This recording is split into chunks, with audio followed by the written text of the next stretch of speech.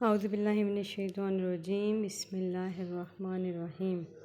شروع اللہ کے نام سے جو بڑا مہربان نہایت رحم والا ہے۔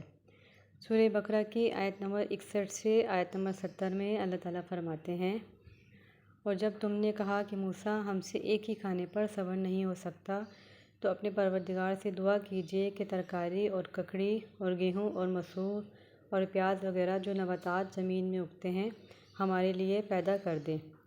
انہوں نے کہا کہ بھلا عمدہ چیزیں چھوڑ کر ان کے بدلے ناقص چیزیں کیوں چاہتے ہو؟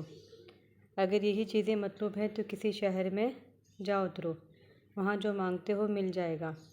اور آخر کار ذلت و رسوائی اور محتاجی و بے نوائی ان سے چمٹا دی گئی، اور وہ اللہ کے غضب میں گرفتار ہو گئے۔ یہ اس لیے کہ وہ اللہ کی آیتوں سے انکار کرتے تھے اور اس کے نبیوں کو ناحق قتل کر دیتے تھے۔ یہ اس لیے کہ نافرمانی کیے جاتے تھے اور حد سے بڑھے جا رہے تھے۔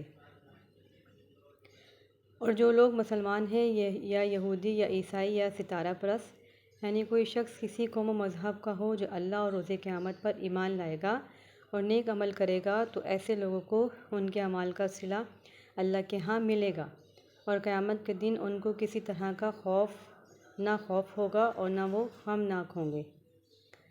جب ہم نے تم سے عہد کر لیا اور کوہ طور کو تم پر اٹھا کھڑا کیا اور حکم دیا کہ جو کتاب ہم نے تم کو دی ہے اس کو زور سے پکڑے رہو، اور جو اس میں لکھا ہے اسے یاد رکھو تاکہ عذاب سے محفوظ رہو،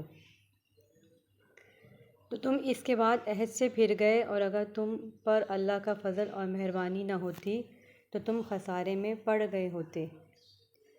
اور تم ان لوگوں کو خوب جانتے ہو جو تم میں سے ہفتے کے دن مچھلی کا شکار کرنے میں حد سے تجاوز کر گئے تھے، تو ہم نے ان سے کہا کہ ذلیل و خوار بندر بن جاؤ، اور اس قصے کو اس وقت کے لوگوں کے لیے اور جو ان کے بعد آنے والے تھے عبرت اور پرہیزگاروں کے لیے نصیحت بنا دیا۔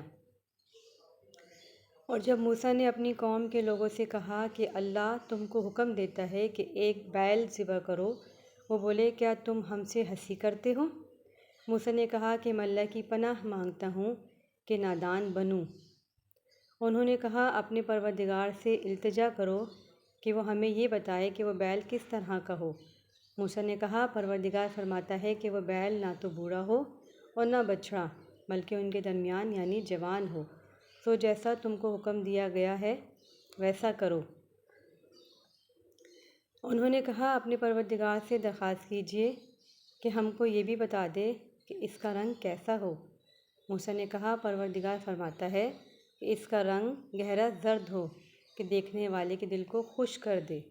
انہوں نے کہا کہ اب کے پروردگار سے پھر درخواست کیجیے کہ ہم کو بتا دے کہ وہ اور کس کس طرح کا ہو، کیونکہ بہت سے بیل ہمیں ایک دوسرے کے مشابہ معلوم ہوتے ہیں، پھر اللہ نے چاہا تو ہمیں ٹھیک بات معلوم ہو جائے گی۔